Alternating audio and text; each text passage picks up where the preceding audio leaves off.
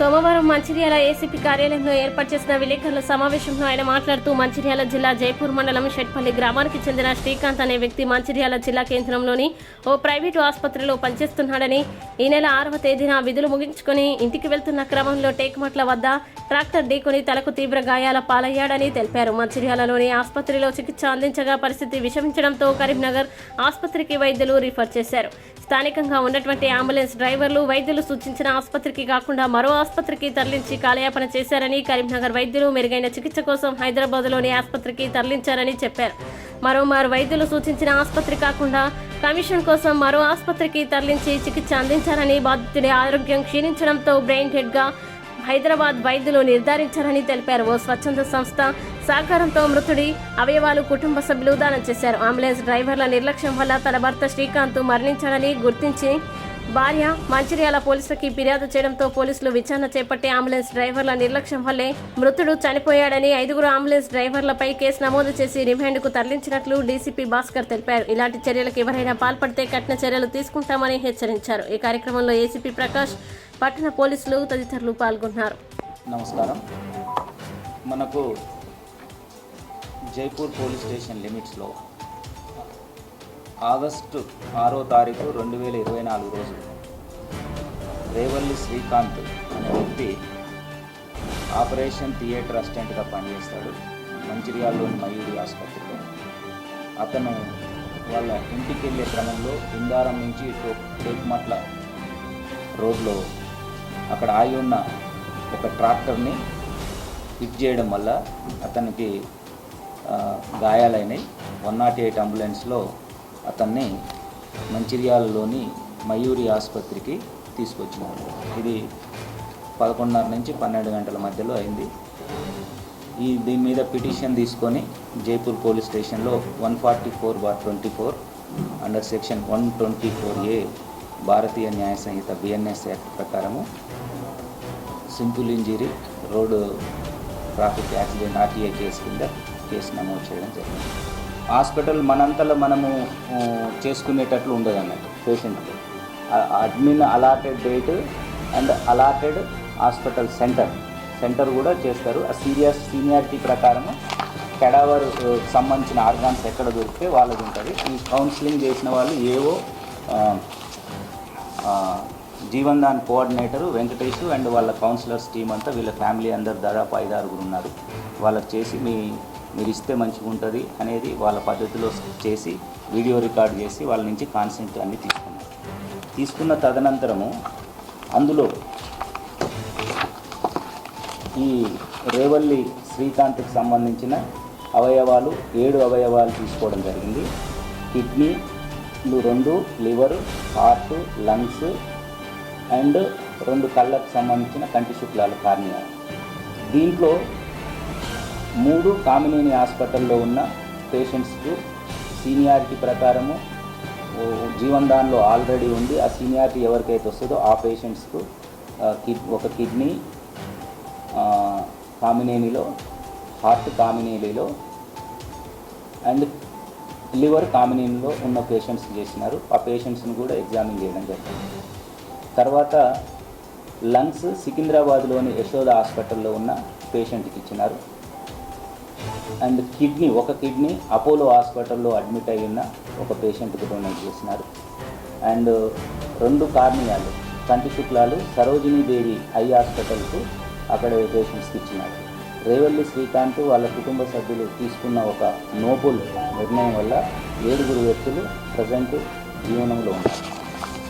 అయితే ఇక్కడ మెయిన్ ఉన్న అలిగేషన్, ఇక్కడ వీళ్ళు 5 ఏదైతే వీళ్ళ కమిషన్ వస్తుంది లేకపోతే వేరే హాస్పిటల్కి వెళితే అక్కడేమన్నా మాట్లాడుకోవచ్చు, మా ప్రోద్బలం ఉంటుంది అని తెలుసుకున్న వాళ్ళు వీళ్ళు గతంలో కూడా ఇట్లా కమిషన్ తీసుకొని ఇట్లా పేషెంట్స్ని హాస్పిటల్లో అడ్మిట్ చేసి బిల్లు ₹1,00,000 అయితే 10,000, 20,000 అట్లా కమిషన్ తీసుకున్నారు. కాబట్టి మా మాటను కాదని మేము అంత దూరం వెళ్తే వాళ్ళ రాజు వచ్చిన తర్వాత వాళ్ళ సొంత నిర్ణయాలు తీసుకున్నారని చెప్పేసి ఇక్కడ వాళ్ళకు పుకారులు చేయడం జరిగింది. దాని మీదనే వీళ్ళు కంప్లైంట్ చేసినారు. మా పూర్తి విచారణలో వీళ్ళు కేవలము అడ్మిషన్ చేస్తే కమిషన్స్ అట్లాంటి ఇష్యూస్లలో ఉంటారు కాబట్టి వాళ్ళకు వస్తుందనే ఉద్దేశంతో ఈ పేషెంట్ని మయూరి హాస్పిటల్ నుంచి కెల్విన్ హాస్పిటల్ వరకు వాళ్ళ పేషెంట్ సంబంధించిన వాళ్ళు తీవ్ర బాధలో ఉండి నిర్ణయాలు తీసుకోలేని స్టేజ్లో ఉండి వాళ్ళని ఇన్ఫ్లుయెన్స్ చేసి వీళ్ళకి అనుకూలంగా ఉండేందుకు మార్చుకునే ప్రయత్నము చేసినారు. మరోవైపు అవయవదానం అనేది ఒక నోబుల్ కాజు. ఇది ప్రతి ఒక్కరూ ఎంకరేజ్ చేయాల్సిన విషయము. దురదృష్టవశాత్తు ఒక వ్యక్తికి జరగరాని సంఘటన జరిగి బ్రెయిన్ డెడ్ లాంటి ఇచ్చినట్టయితే మళ్ళీ ఆ వ్యక్తి ఒక 7గురికి ప్రాణదానం చేసే అవకాశం ఉంటుంది. ఇప్పటికే భారతదేశంలో అవయవాలు అవసరమైన వాళ్ళు పేషెంట్స్ ఎంతోమంది వేల మంది ఉన్నారు.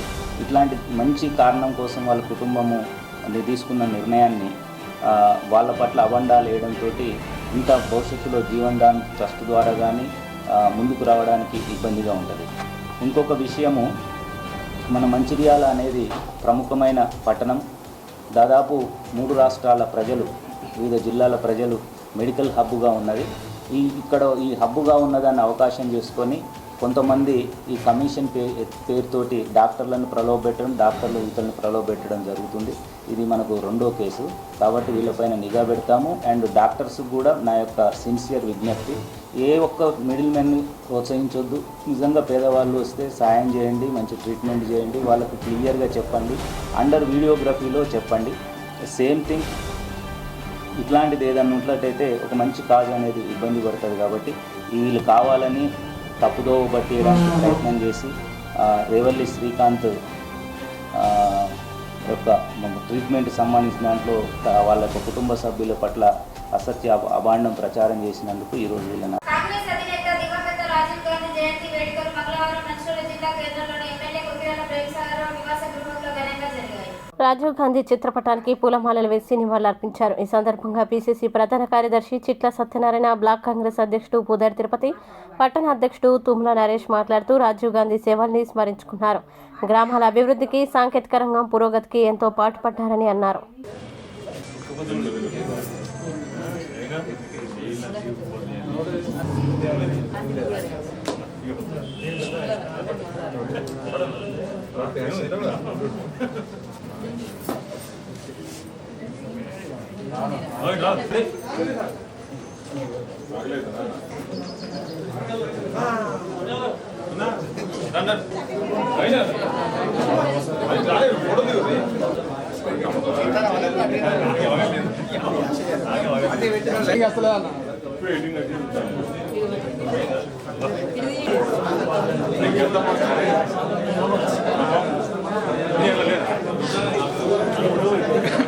అధ్యక్షురాలు శ్రీమతి కొక్కిరాల సురేఖ మేడం, మన మంచిర్యాల నియోజకవర్గ శాసనసభ్యులు పెద్దలు ప్రేమసాగర్ ఆదేశాల మేరకు పట్టణ కమిటీ ఆధ్వర్యంలో ఏర్పాటు చేసినటువంటి రాజీవ్ గాంధీ జయంతి ఉత్సవాలను ఘనంగా జరుపుకోవడం జరిగింది.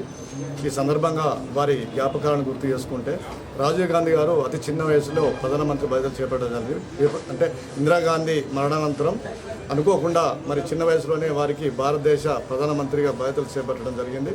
బాధ్యతలు చేపట్టిన అనంతరం వారు ఈ దేశంలో నూతన టెక్నాలజీని, టెలికమ్యూనికేషన్ కానీ మరి కంప్యూటరీకరణ కానీ అధునీకరించి అనేకమైన సంస్కరణలు తీసుకొచ్చి భారతదేశాన్ని ప్రపంచ దేశాలలో ఉరుకులు పెడుతూ ఇతర దేశాలకు పోటీగా మరి ఇక్కడ టెక్నాలజీని డెవలప్ చేసినటువంటి గొప్ప నాయకుడు రాజీవ్ గాంధీ గారు.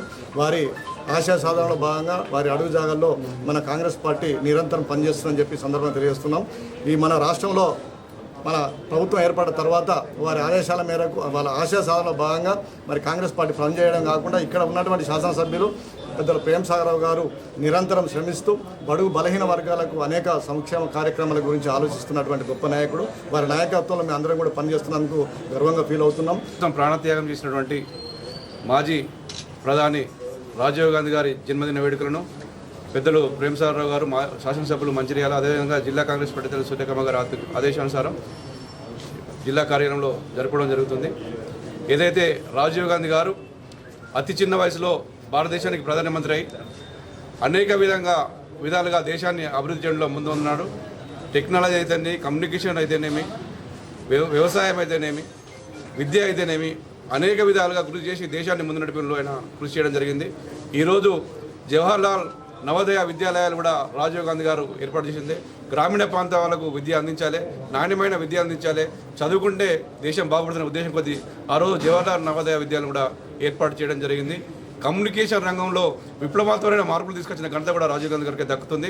అదేవిధంగా ఈ దేశం అక్షరాస్యతతో ముందుండాలి అనే ఉద్దేశం కొద్దీ అనేక యూనివర్సిటీ కూడా ఏర్పాటు జరిగింది. అదేవిధంగా యువత కూడా ఓటు హక్కు కల్పించాలని చెప్పి 18 సంవత్సరాలు కూడా ఓటు వినియోగించే విధంగా ఆ రోజు చట్టం చేయడం జరిగింది. పర్యావరణ కోసం కూడా పర్యావరణం బాగుండాలని చెప్పి ఆ రోజు పార్లమెంట్లో కూడా పర్యావరణ రక్షణ చట్టాన్ని కూడా వాళ్ళు రాజీవ్ గాంధీ గారు తేవడం జరిగింది. అదేవిధంగా ఈరోజు దేశం అన్ని రంగాలుగా అన్ని విధాలుగా ముందుకెళ్తుంది. బడుగు బలహీన వర్గాలకు యువతకు అన్ని సంక్షేమ పథకాలు అందిస్తూ దేశం ముందుకెళ్లాలంటే కేవలం కాంగ్రెస్ పార్టీతో సాధ్యమవుతుందని చెప్పి ఈరోజు చెప్పక తప్పదు. మాజీ ప్రధానమంత్రి రాజీవ్ గాంధీ గారి జయంతి సందర్భంగా ఈరోజు మంచిర్యాల శాసనసభ్యులు శ్రీ కుక్కల ప్రేమసారావు గారు, అదేవిధంగా జిల్లా కాంగ్రెస్ పార్టీ అధ్యక్షురాలు సురేఖమ్మ గారి ఆదేశాల మేరకు వారి నివాసంలో మహిళా కాంగ్రెస్, అదేవిధంగా యూత్ కాంగ్రెస్ కౌన్సిలర్లు, నాయకులు, కార్యకర్తలందరి ఆధ్వర్యంలో మరి ఘనంగా కేక్ కట్ చేసి వారి జన్మదినాన్ని, వారి యొక్క జయంతిని నిర్వహించడం జరుగుతూ ఉంది. వారు మరణించినప్పటికీ మరి వారు ఈ దేశానికి చేసిన సేవలు మరి మర్చిపోలేనివి. ఈరోజు సెల్ ఫోన్ వాడుతున్నామంటే మరి ఇలా ఇలా ఇంతటి మన ఘనంగా ఇంతటి మన స్థాయిలో ముందుకు దేశంలో వెళ్తుందంటే దానికి ప్రధానమైన కారణం మన స్వర్గీయ రాజీవ్ గాంధీ అని చెప్పుకోవచ్చు. వారి త్యాగం, వారి కుటుంబ త్యాగం ఈ దేశానికి వెళ్ళినది. ఇప్పుడున్నటువంటి మరి బీజేపీ నాయకులు కావచ్చు, మరి కుహన మరి దేశభక్తులు కావచ్చు, వారు ఎప్పటికీ మరి కాంగ్రెస్ పార్టీని మరి నిందించుకుంటూ వారు ఈ దేశానికి ఏం చేసిర్రు అని చెప్పేసి మరి అడుగుడే తప్ప వారు ఈ దేశానికి మరి ప్రాణాలు అర్పించిన సంగతి మీరు మర్చిపోయారని చెప్పేసి ఈ సందర్భంగా ప్రశ్నించడం జరుగుతూ ఉంది. మేము ఒకటే చెప్తున్నాం, ఈ దేశానికి స్వాతంత్రం ఏర్పడ్డదంటే మరి ముఖ్యంగా గాంధీ కుటుంబమే ప్రధాన కారణం అని చెప్పొచ్చు. ఎందుకంటే మరి గాంధీ గారు కావచ్చు, ఇందిరాగాంధీ కావచ్చు, లేకపోతే రాజీవ్ గాంధీ కావచ్చు, మొత్తం వారి కుటుంబం, వారి జీవితం టోటల్ కాంగ్రెస్ పార్టీకి, ఈ దేశానికి మరి అదేవిధంగా ఈ దేశ స్వాతంత్రానికి వారు అర్పించాలని చెప్పేసి చెప్పడం జరుగుతోంది.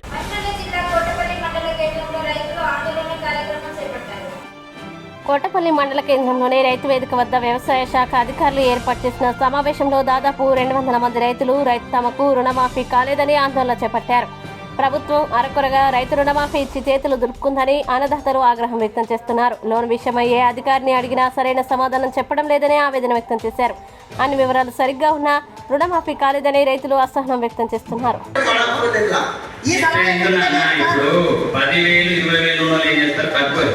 ఓకేనా 3-4 లక్షలు ఉన్నాయి, 5-6 లక్షలు లేదు. ఓకేనా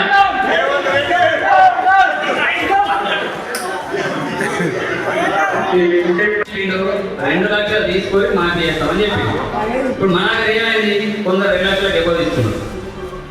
మేము గిన్నె చెప్పి కదా 2 తీసుకొని మాకు చేద్దామన్నట్టు అదే 2 లోపు ఉన్నోళ్ళు మాకి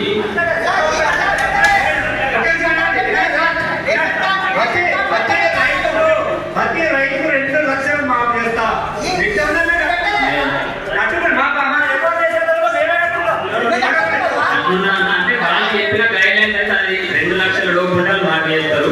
ఓకేనా మీరు ఏమన్నా ఉంటే బయట అడిగి అది చేసుకోవాలి. అదే నన్ను ఇది కట్టాలి 2 లోపు ఉంటే మాకు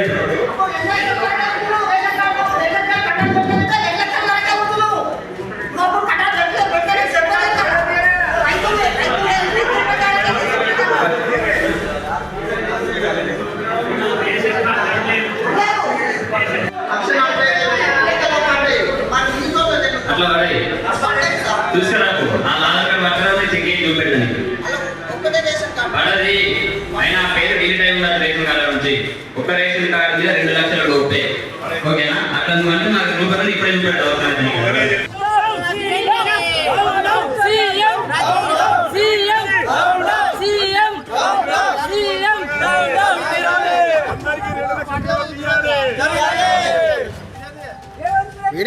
ప్రతి రైతుకు 2 లక్షల రుణమాఫీ వెంటనే, ప్రతి రైతుకు 2 లక్షల రుణమాఫీ వెంటనే, ప్రతి రైతుకు 2 లక్షల రుణమాఫీ వెంటనే. సీఎం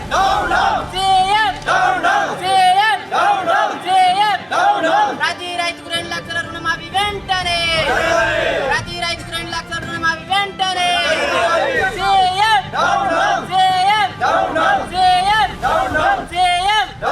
ప్రతి రైతుకు 2 లక్షల రుణమాఫీ వెంటనే, ప్రతి రైతుకు 2 లక్షల రుణమాఫీ వెంటనే. స్థానిక ఎమ్మెల్యే వెంటనే స్పందించాలి. స్థానిక ఎమ్మెల్యే వెంటనే. స్థానిక ఎమ్మెల్యే వెంటనే.